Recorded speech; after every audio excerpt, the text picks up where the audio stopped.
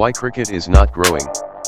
In the modern era of sports and entertainment, where every sports organization is trying to develop its game and grow as big as possible, there is a game which is popular but not so popular at the same time is not putting much effort to enlarge the game.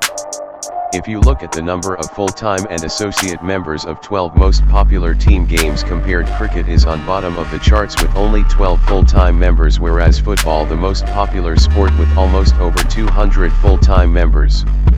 You can argue that there are 93 associate nations for cricket, but the real politics behind cricket starts there.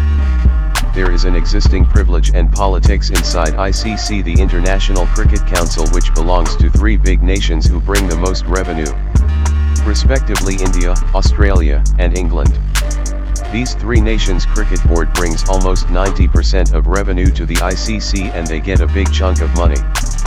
The ICC's 8-year cycle, running from 2015 to 2023 for television's rights, was expected to generate up to $3 billion in revenue, of which $2.1 billion would be provided by Indian fans, which is around 70% of total revenue.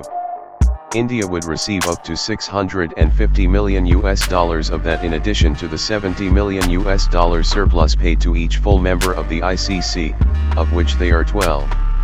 The English Cricket Board would receive up to $141 million and Cricket Australia up to $87 million, and the rest are left to scramble for handouts. Due to the large amount of influence, the BCCI denies to spread the game in order to have control over the revenue and also influence. A simple logic: if you involve more people in a group, it's hard to get control over the council. That is why the growing cricketing nations like USA, UAE, Nepal, Afghanistan, and many more. The second reason for cricket not growing is the game itself. For us cricket fans, we may watch 5 days of test matches without a break, but for new cricket watchers, they get bored easily. In order to increase the pace of the game and to spread it, T20 is the format to go for and the only option left for ICC, which only takes 4 hours to complete a game. ICCCA reduce it to 15 overs maybe, which will reduce an hour, but that will create a dispute between the traditional Test and ODI watchers. Some are already having a dispute over T20 games. Also, some other factors like to reduce the influence of weather by modernizing the grounds, maybe to cover the ground through roofs.